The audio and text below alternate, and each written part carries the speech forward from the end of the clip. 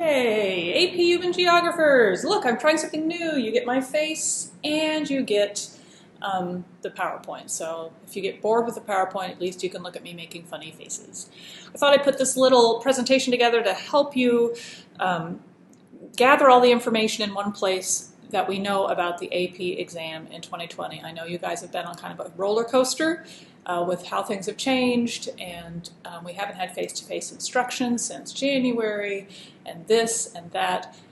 So this is designed to kind of put you at ease. I mean, it's not all good news, for sure, but at least if you know the news now, you have like a month to get your head around it before you have to take this exam.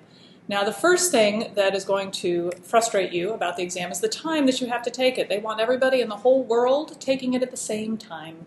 So that means us over here in Asia, we have to take it at 3 and 4 and 5 in the morning. In Albania, you have to take it at 10, and Israel, 11.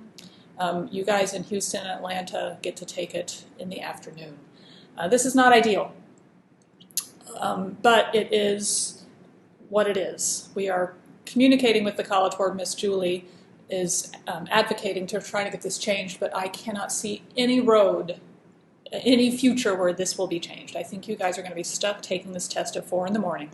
And notice the date will not be the 12th, but the 13th. When it is 3 p.m. on May 12th in Texas, it is 4 a.m. May 13th here. And so this is my figuring. I've asked the College Board to be very specific about time zones and dates. They have not done that yet. They were very specific about United States time zones, but they didn't put any international time zones on it. So this is my figuring of what time and what day you're going to be. Please stay tuned for official notification from the College Board because I'm notoriously bad at time zones.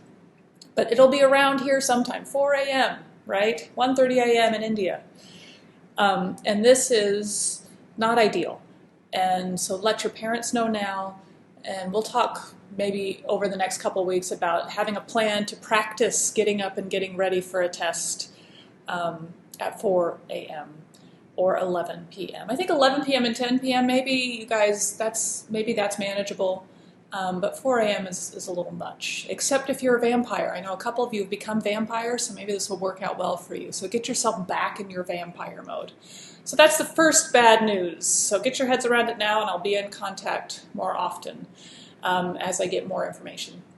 All right, the exam will consist of 2 FRQ questions. The first question will be a 25-minute question. It will have 2 stimuli, and once you're done writing it, you will have 5 minutes to upload it, and then question 2 will pop up. So you can't look at both questions. You have to answer them in order, which is not ideal. But once you upload question 1, question 2 pops up. Take the whole 25 minutes to answer question 1. Even if you don't really know it, take the whole time because you can't skip to question 2 and then come back. You can't do that. It's worth 55% of your score, question 1. And then question 2 is a 15-minute one. It's going to be shorter. I would suspect it's not going to be A through G, but maybe A through D. There will only be 1 stimulus, and then you'll have 5 minutes to upload, and that will be worth 45% of your score. All right, the stimulus, that word might not mean something to you, but it's all these charts and pictures we've been working with all year. How many dolphins per how many whales, and then you analyze the information you've got based on human geography concepts and ideas. So you might get a map, you might get a graph, you might get a chart, you might get a picture. That's a stimulus. So the first question will have 2 of those stimuli, and the second question will have 1. All right, units. I'll move myself now. Units covered. Whew, let's go over here.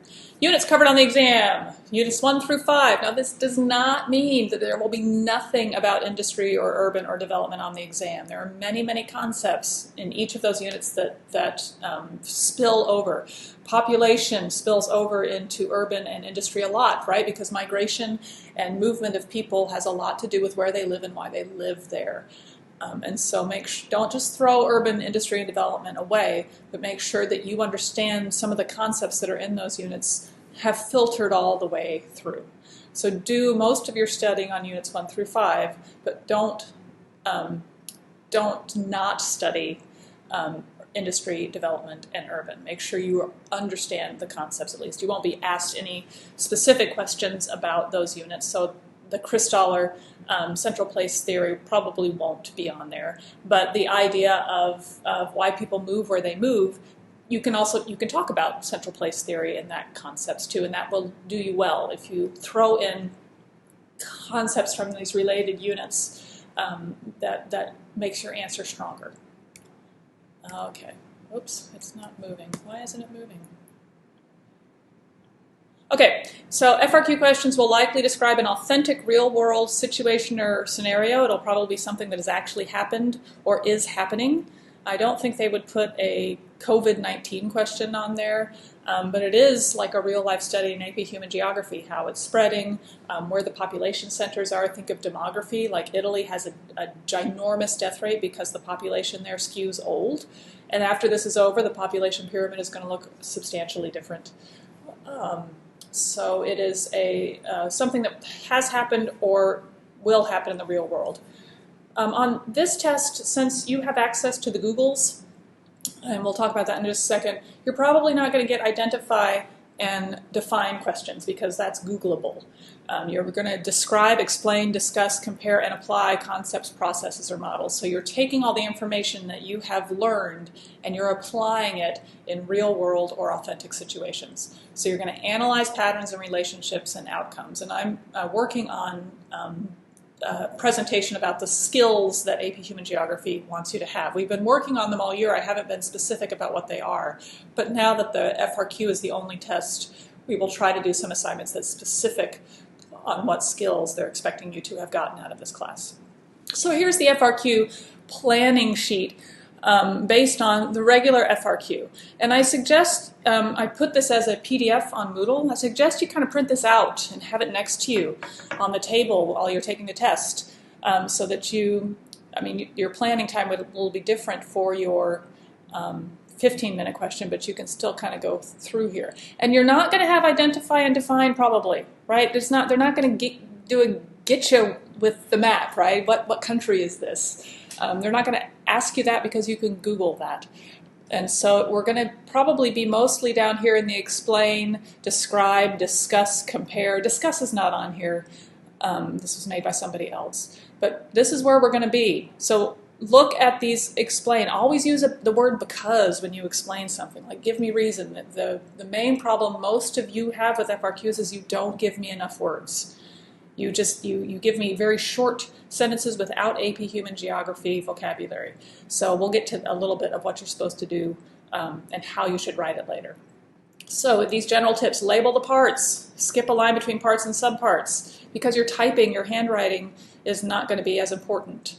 Explain everything. Use the word because often. What does easier and cheaper actually mean? Always define the geography terms that you use. When they're asking for consequences, you need to think of both positive and negative impacts. Consequences sometimes has a connotation only negative, but consequences just means what happened because of this. And so that's positive and negative.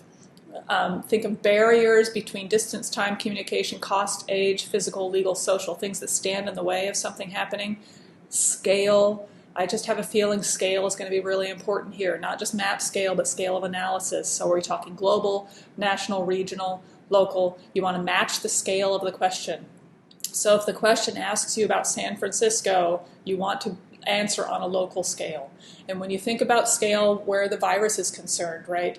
When you looked at China as a whole, there were 80,000 something cases, but when you zoomed in, a lot of provinces had no cases. And so scale is everything. So make sure your map scale and your scale of analysis matches what the question matches. And then historical. Make sure the history scale matches, right? If they're asking you about something in 1830, don't answer anything about refrigeration, right? Make sure your answer matches the history that you're going with. So make sure you understand where you are in history. They use the word contemporary sometimes or modern. Usually when they use that word, they mean after 1945. And then geolocate, name places on the earth where things happen as a part of the example. That one's probably not going to be as important because they're not really testing your content memorization, they're testing your application. And then think of your speed. This is speed, social, political, environmental, economic, and demographic, or ESPN with demographic added. So you want to try to tie your answer to as many of these as possible, depending on what the question is asking. Okay, so general free response writing tips. Don't worry if you can't answer all the question. You're going to get points for what you can answer.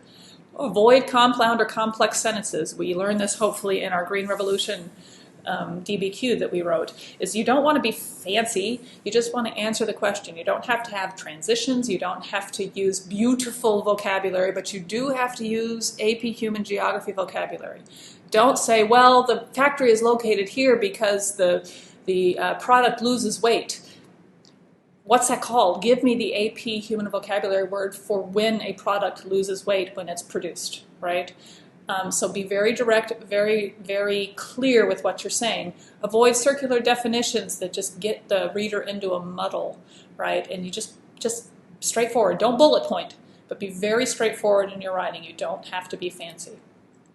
And it bothers some of you to say, blah, blah, blah, bulk reducing, period. Bulk reducing is when, and you define it. That bothers you as a student of English. Maybe it may bother your English teacher or your writing teacher, but it will not bother AP readers. That's what they want. They want to be very clear and very easy to grade.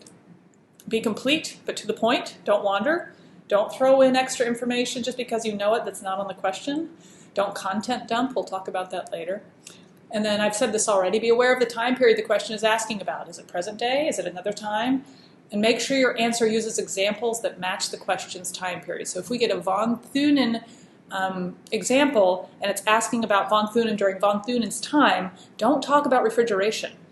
That's not the question. The question is von Thunen's time, he didn't have refrigeration. So refrigeration has changed von Thunen's circle, right? Does that make sense? I ask you questions like you're here, but you're not. Okay. No introduction or conclusion needed. You should know that.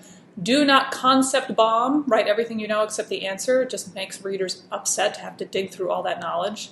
Answer the question. Don't try to be cute. Don't try to be funny. Don't use outrageous examples or too much humor. They're not looking for that. They're just looking for the answers. You get no extra points for being clever. And define any concepts in the question. So just define, define, define. Explain, explain, explain. Use the word because a lot. All right, sometimes it can feel like overkill, but always explain, explain, explain. Don't write, the Kurds are a people without a country, right? Behind that statement is all of this. The Kurds can be considered a stateless nation. They are a nation, and then you define it, a group of people with common cultural characteristics without a state of their own. A state can be defined as a politically organized territory administered by a sovereign government and recognized by the international community. Right? That seems like a lot. It seems ridiculous to write that much, but this is exactly what they're looking for.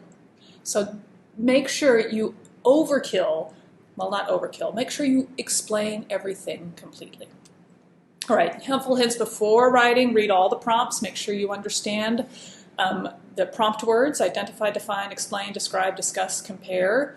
You probably will not get identify and define because you can just Google that, and they're trying to make the test non-Googleable.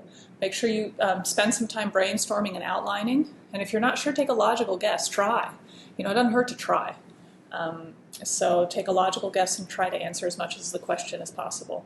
And that first question is a 25-minute question, so it's timed exactly the way we've been practicing. So make sure you're keeping track of your time. We'll also talk about that later. So it's open notes, right? Yay, but not really, right? Open note just means that the College Board realizes it can't realistically monitor all these students to not use resources that are in front of them. So they know they can't do that under these conditions, and so they know that you're going to have access to your source materials. The questions are going to focus less on just defining and recalling definitions and more on applying those definitions and understanding those definitions. So think of these questions of a lot less what and a lot more why. Right? So go farther past your knowledge of the vocabulary to how does that vocabulary apply? Like take this virus that we're all living through and apply it to every unit you can. It applies to population, it applies to migration, it applies to industry, it applies to urban, right? It's spreading faster in urban areas because of the population density in urban areas, right? But because of our globalization and industry, it is moving through the world much faster than it would have 100 years ago. Right? And so you take these concepts that you understand in human geography and you apply them to things that happen. So if you want to succeed, and honestly this is true, you should study as if the test were not open note. Because you're not going to have time to look everything up, right? The test is timed. So looking things up in your notes takes a lot of time. So you want to do it as little as possible. Ooh, my spacing is bad here. So if you do not submit your test on time, your results will not be counted. And this is really, really important. You need to access the test on the same device as you submit it. So they're going to give you some practice on this that they haven't released yet so that you understand how the online system is going to work. But if you don't submit your test on time, no go. You get nothing. Okay? So you're going to have to keep track of your own time, and looking things up in notes takes a lot of time. So study as if you're not going to have your notes. And then if you're typing along and you can't remember what something is called, you have your notes there. So we'll talk a little bit more about how to get your notes organized. So study, again, as if you won't have access to your notes. Make sure everything's in your head in a way that is accessible very quickly. So don't count on time to look everything up. You should be able to verbally summarize important concepts without your notes. Know your basic facts, concepts, and vocabulary by heart. That way, when you're asked to write an FRQ about the epidemiological transition model, you know we're in stage 5. Globally, we're all in stage 5 right now. It's fascinating to watch. If you are asked to write about that, you already kind of know what it is, right? So you won't have to look it up and like dig things out of your notes and retype. You can, in your head, you should already see those 5 stages of the epidemiological transition model and know what it is. It is a chart that traces during the development of a society how people die, right? So it's development and it's population, right? So there's development sneaking into population again, right? So at first, at the stage of development, you die of anything, and then by now we're dying of anything again, right? So we've come full circle. Does that make sense? Okay. Practice with your friends and compare notes. I know a lot of you are in Shenzhen, and it's getting to be more open now. So, you know, in my heart of hearts, I feel like I hope maybe we can, those of us who are in Shenzhen, we can get together and see each other before the test. But if that's not possible, meet your friends at the Starbucks and study together. Your friends are your best allies. They might have a better understanding of a certain part of the course material. You guys can bounce ideas off each other about applications. And it's just more fun to study when you have someone to study with. Those of you who are off and away, do these little Zoom things with your pals. Get on Teams and chat with them. You turn your cameras on so you can see each other's faces and connect with your classmates. It is not cheating to study together. It is the best way to prepare to teach each other. And you want to link concepts, right? You want to make sure that you're seeing the connections between all of these things you're defining.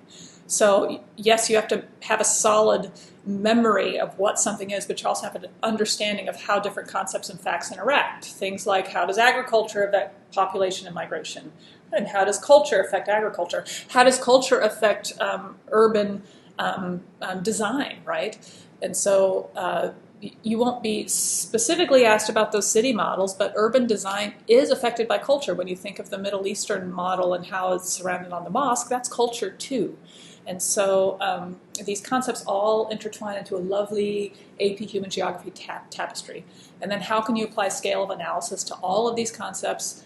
How does gender inequality apply to all these concepts? There are these large umbrella ideas that spread all the way over every single unit. So, organizing your notes. Make sure you have that vocabulary section that I have been talking about the whole time. You don't want to have to hunt around for a definition. Your in-class notes should be in chronological order, either on paper or on another computer that you're not using for the test. I have a feeling if you switch tabs, they're going to tag that as a method of cheating. And so if your notes are on a computer, have that computer sitting next to you open over here and take your test on another computer. Because if you try to switch tabs during the test, I think they'll flag you. I'll talk about this later, they've been very unclear about what they're putting in place in order to prevent you from cheating, so that you won't know what it is and figure out a way to get around it. So to be safe, either put your notes on paper or on another computer. I haven't ever asked the question on how many of you have left your notes in your locker before Chinese New Year and are hurting at this point because you don't have your notes. So if that's your situation and you're in Shenzhen, let me know and I might be able to organize a way for me to get into the school and grab your notes out of your locker. Let's talk about that. Send me an email. If your notes are still at school and you're actually in town, send me an email and I'll see if I can ask Ms. Wilkinson if I can go Mission Impossible up to school and retrieve your notes for you. So make sure your notes are not on the computer you're taking the test on. And any mind maps or summaries or one-pagers or unit cheat sheets, I'd never make you make them for my class. But if you've made them for other classes, they're really helpful. You make a cheat sheet, it helps you review the concepts, and then it's all in one place and you know where to find it. Okay, about cheating. Let me move myself over here now. Don't discuss the answer or share or copy answers with your other students. The system software will detect it and flag your answer. And they will. If you try to copy paste from another screen or another document, it will detect it. And so don't cut and paste anything. Don't discuss, hint at, or joke about any exam material when you are done with the exam in any forum. Don't talk about it on WeChat. Don't talk about it on TikTok or Instagram. Just don't talk about it. The only way that you're not even supposed to talk about it in person, but if you're sitting at a Starbucks somewhere, it's going to be harder for them to catch you than if you post on WeChat, oh my God, that was so hard. I hated the question about demographic transition model. They don't want that, right?